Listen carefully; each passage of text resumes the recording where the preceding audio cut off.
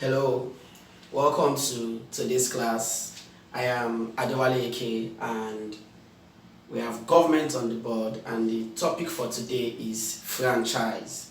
Now, every human being that has a state where he or she lives in enjoys certain fundamental human rights. Now, one of the rights of citizens is what we refer to as what? Franchise. Now, franchise as a right is what a citizen enjoys. That is, it is a right that every citizen of a state enjoys. Now, this right is the right to vote during elections or to contest for political positions to be voted for. Now, simply speaking, franchise can be defined as the right to vote and the right to be what? Voted for. Are we together? Now, another name for franchise is what we call suffrage. This means that we can use suffrage or franchise interchangeably. Both of them are correct. Now, franchise or suffrage refers to the right of an individual to vote and be what? Voted for.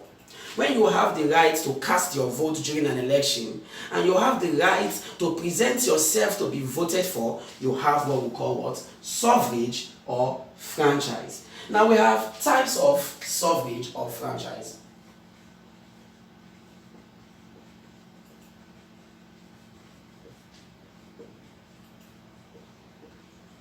The number one type of franchise is what we call universal adult suffrage. Now, universal here means the world, from the word universe, everyone. Now, when everybody who is an adult in a country has the right to vote or be voted for, the type of franchise that is practiced in that state is called what? Universal adult suffrage or franchise. Now, even though every adult has the right to vote under universal adult suffrage, there are certain things that can also limit an individual from voting, even though the state that the individual belongs to is practicing universal adult suffrage, and even though the individual is an adult. Now, things like age, of course, is contained here. You must have attained the age of adulthood to be allowed to vote. In Nigeria and in the United States, you must have attained the age of 18. In the United States previously, the age for voting was 21 years, but it was reduced. In some countries, the age for voting is 25. Now, if you have any criminal record in most countries, you will not be allowed to cast your votes. Are we together? Now, universal adult suffrage was first practiced in the country called New Zealand. The first country that allowed both men and women cast votes and present themselves to be voted for is New Zealand. However, when we continue, I will tell you that there was a problem in the universal suffrage that was practiced in New Zealand. Now, I told you that the right to vote or be voted for is called what? Franchise. Now, but when New Zealand granted universal adult suffrage, both men and women, of course, were allowed to what? Vote and were allowed to vote. But under this New Zealand pattern, women were not granted the right to be what? Voted for. But New Zealand is adduced to be the first country to grant franchise to both men and what? Women. Because before 1893 in New Zealand, no other country allowed women cast their votes. New Zealand was the first country to allow women cast what? Their votes. New Zealand is a country in the continent of Oceania,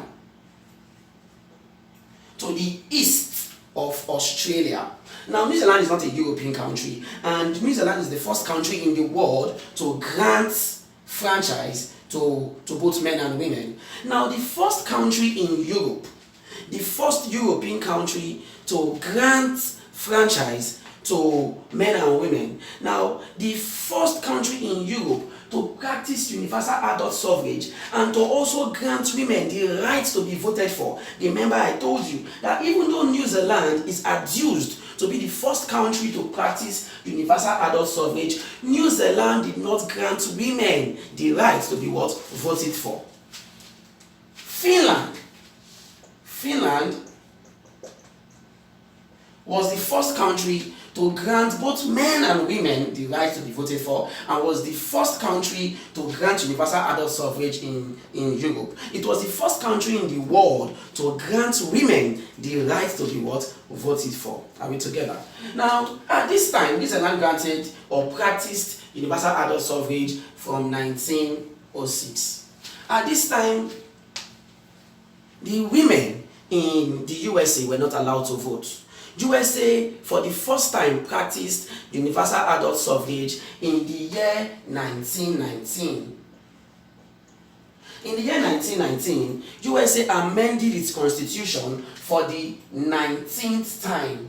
And it was after the 19th amendment of the US Constitution in the year 1919 that women were allowed to vote for the first time. So we can simply say that USA began the practice of universal adult suffrage in what year? 1919. In the first election of Nigeria, the first general elections of Nigeria, which was conducted on December 12, 1959. The first general elections in Nigeria took place on December 12, 1959. However, the first elections in Nigeria, which was not a general election, took place in 1923. Now, in the 1959 elections in Nigeria, the women of the eastern and western parts of Nigeria were allowed to vote. However, the northern women were not allowed to vote. So by 1959, Nigeria did not commence the practice of what? Universal adult suffrage. It was in the Second Republic elections in Nigeria. The Second Republic elections took place in 1979, and these elections brought in Shehu Shagari as the first elected president of Nigeria. Pay attention. We always say that Nnamdi Azikiwe is the first president of Nigeria, but do not forget that Nnamdi Azikiwe was a titular president. I told you that we have two types of executive in a parliamentary system. We have the real executive and we have the titular executive. The titular executive is headed by a president who is only president by name. He is not president by activities. Nnamdi Azikiwe was a ceremonial president, hence he was a titular president. He was not elected by the electorate of Nigeria. Are we together? The first executive president, the first elected president of Nigeria is Shehu Shagari. Alright? And the running mate, the vice president of Nigeria from this time was Alex Ekweme. Now, it was from 1979 that Nigeria commenced the practice of universal adult suffrage, where the northern women were allowed to cast their votes for the first time. However, even though the northern women were allowed to cast their votes for the first time, northern women did not cast their votes in the same venues with the northern men because of the law of Sharia that prevents men and women who are not related by virtue of marriage or blood ties to stay closely knit. So northern women cast their votes. Pay attention, never say casted. Cast is always in the present tense. So northern women cast their votes for the first time in the year 1979. Are we together? In the country of Saudi Arabia, women were allowed to cast their votes for the first time in the year 2015. Are we together? So this means that Saudi Arabia commenced the practice of universal adult suffrage in the year 2015, when they were allowed to cast their votes in municipal elections. Municipal elections. Municipal can stand for government at the lowest level. For instance, the federal structure of Canada is divided into 3, just like Nigeria. However, Nigeria's divisions of our federal structure is federal government, state government, and local government. But in the case of Canada, which has its capital in Ottawa, this country is divided into 3. We have the federal government, we have the provincial government, and we have the municipal government. Are we together? So the municipal government in Saudi Arabia had elections, and in 2015, women for the first time were allowed to cast their votes in Saudi Arabia, and they were allowed to cast their votes in municipal elections. This is all that we need to know with regards to universal adult suffrage. Now we'll move on to number 2, universal male suffrage. From the name in itself, universal male suffrage simply refers to the suffrage that grants only men the right to vote. Universal adult male suffrage. Universal adult male suffrage grants only men the right to the right to vote. And if you are a man, you do not automatically have the right to vote. You must have attained adulthood. And adulthood actually is relative. What some countries see as adults or as adulthood is different from how other countries see or perceive adulthood. But generally today, most countries grant voting rights to citizens from the age of 18. So now, when only males are allowed to vote during elections, it simply means that that country or the state that disenfranchises women. Now, I have used the term here, disenfranchise.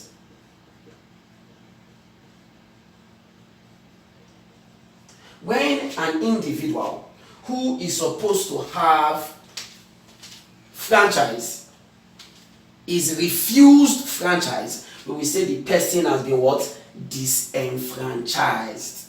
However, when a person has franchise or when a person has got franchise, we will say the person has been enfranchised. What this means is that from the commencement of democracy, from the commencement of modern democracy up until 1893 in New Zealand, women were disenfranchised. From the first constitution of the USA in 1787 up until 1919, women in the United States were not allowed to cast their votes. In Nigeria, from our first general elections in 1959 up until 1979, northern women were disenfranchised. Now we'll move on to the number 3 type of franchise. Number 3 type of franchise is called equal franchise. There is a possibility that some of you will confuse equal franchise for universal adult franchise. Now, equal franchise simply means that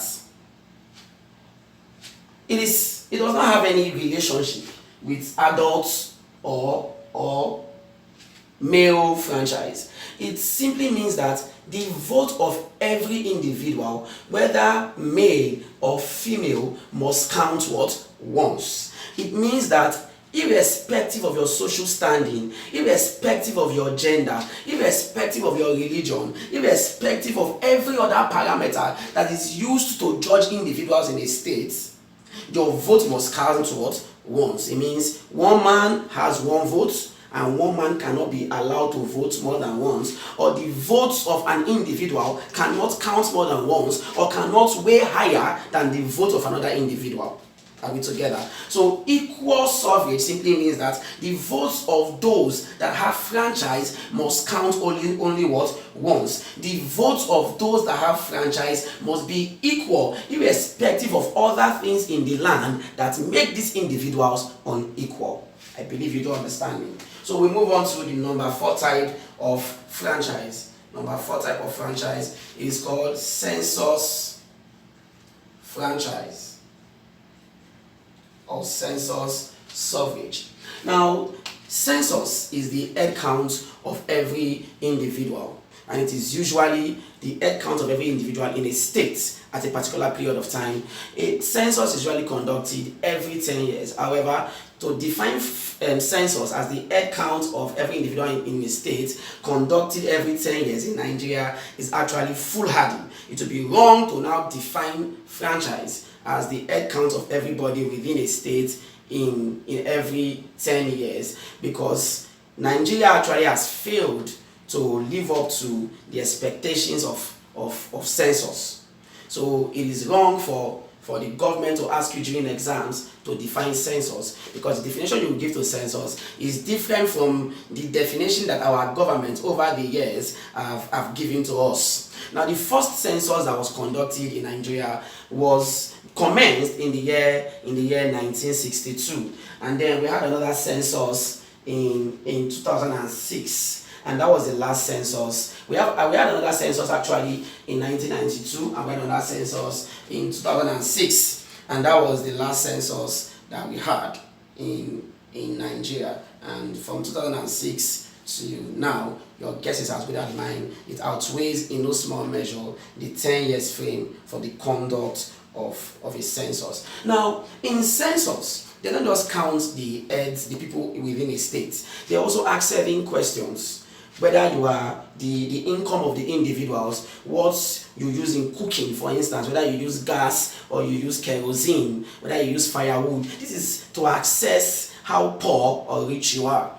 In a census, they quantify everybody. The information that is gotten from a census is used to have a statistics of how the people are spread in terms of rich and what poor or middle class. So now, after census, we know in a state those that are rich and those that are poor. Now, in census franchise or census suffrage, people that are rich, or the votes of an individual counts according to the wealth of that individual in the previous census. So for instance, the votes of the rich people in a census will count more than those of the poor people. Are we together? So it simply means that census franchise, which gives rich people, according to census figures, more powers to vote, is the opposite of equal franchise, which states that whether you are rich or poor, irrespective of the judgment of the census that was conducted, you have what? Equal votes. Are we together? Now we have number 5 now. Number 5, and census franchise can also be called propertied franchise. For instance, the first election that was conducted in Nigeria in the year 1923, to be eligible to vote, one of the 2 requirements to vote was that your annual income must be £100. So this can be loosely called a census franchise, because you were allowed to vote because you earned up to £100 per annum. That is, your yearly income must be up to what? £100. So those that did not earn up to £100 in the 1923 Legislative Council elections, these elections took place in only 2 cities in Nigeria, Lagos and Calabar, and they were for 4 Legislative Council seats. 3 of these seats were from Lagos, and 1 of them was in Calabar. So to be eligible to vote at this time, there were 2 requirements actually. One of them is that you must have resided in Calabar or Lagos for a period of 12 months, and your annual income, like I said previously, will be £100. Are we together? And the first 3 individuals that won Legislative Council seats in Nigeria in these 1923 elections were Adewale Eke, Egatin Shingu, and Eric Moore, and they were the 3 that won the elections in Lagos. They were from the first political party in Nigeria, which was established by Albert Macaulay, known as the Nigerian National Democratic Party.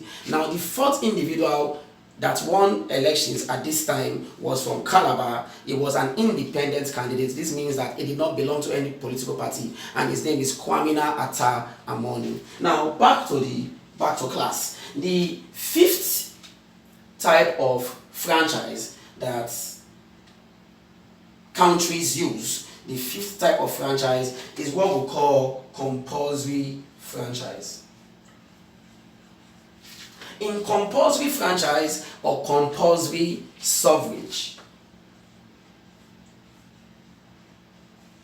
in compulsory franchise or compulsory suffrage, everyone in a state, insofar as you have attained voting age and insofar as other factors do not disenfranchise you, you must cast your vote.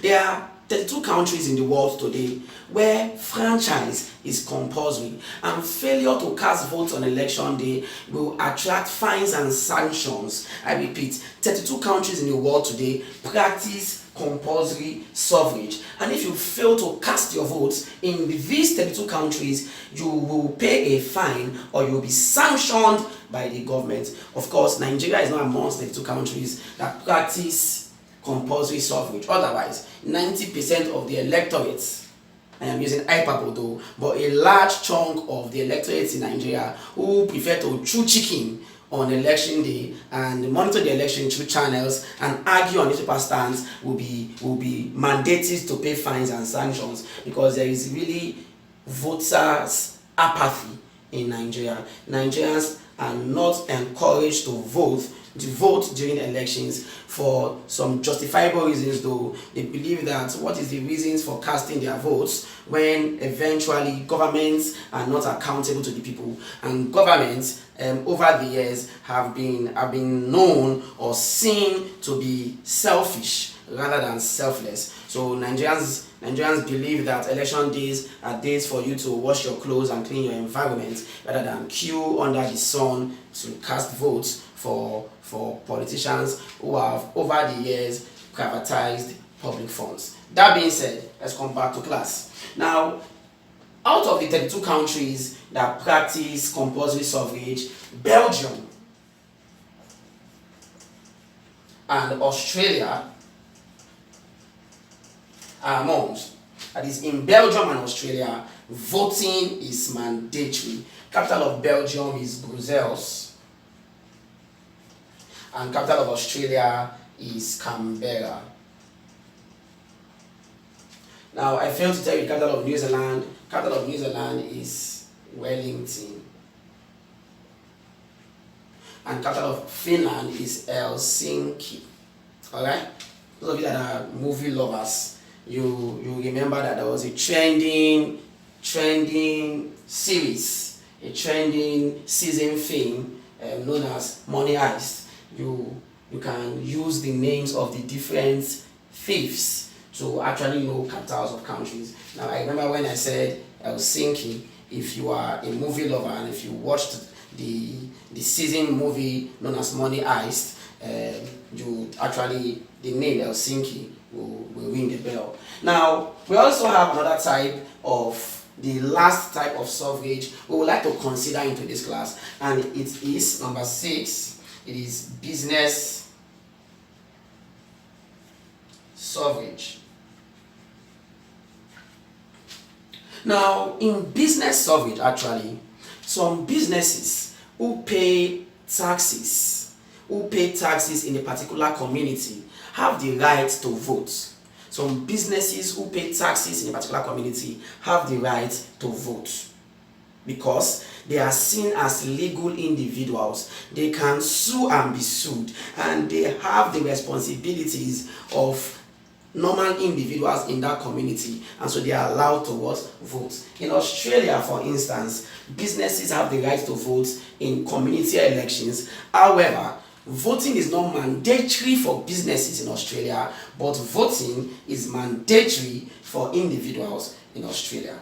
That being said, there are several limitations to franchise. I'm trying to maximize the use of the board. Limitations to franchise. Of course, I have mentioned one limitation to franchise.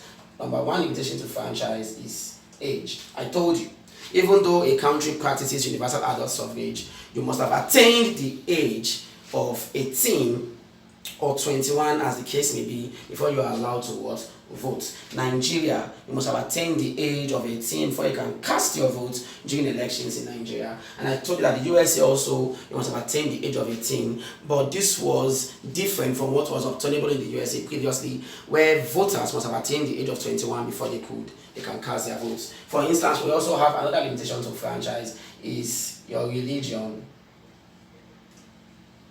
There are certain religious denominations that prevent their members from voting. For instance, Jehovah's Witnesses do not allow their members cast their votes. Also, in some countries, it is prohibited. Some countries prohibit certain religious bodies, set the members of certain religious bodies from casting their votes. For instance, in Thailand, Buddhist priests are not allowed to cast their votes in Thailand. Also, membership of certain associations prevents or limits the franchise of certain individuals. For instance, in Portugal, anyone that supported the government of Portugal until April 1974 is prevented from voting, because that government or the policies of that government have now been outlawed. So anyone that supported the government of Portugal up until 1974 is prevented from voting. The person is disenfranchised. Also, in Indonesia, certain individuals also are not allowed to, certain individuals in Indonesia that supported the now outlawed Communist Party. In Indonesia, certain individuals or the individuals of Indonesia that supported the Communist Party in Indonesia are currently disenfranchised. Are we together? Also, we have criminal records. Number 3, criminal records. Now, anyone that has been proven to be a criminal, actually, anyone that has committed a felony is any offense against the law that is liable to imprisonment. So anyone that has committed a felony in most countries of the world is not allowed to vote. The person has been what? Disenfranchised. However, in our country, where records, let us not go there. We really do not know who has been incarcerated in police custody or in prison to be able to disenfranchise the person. We don't have proper records in Nigeria. So in Nigeria, we have criminals even becoming presidents and governors, not talk of criminals being prevented from voting. Are we together? And we also have insanity.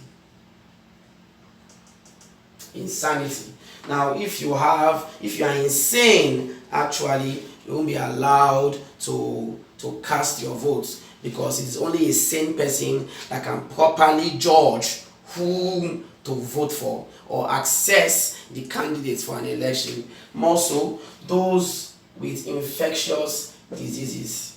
Those with infectious diseases are not allowed to cast their votes in most countries, so that they don't spread this infection among several other electorates. Are we together? Unfortunately, I would have loved to continue this class, because there are also several other things we need to talk about. Franchise it's a very interesting topic, as you know, as you can see.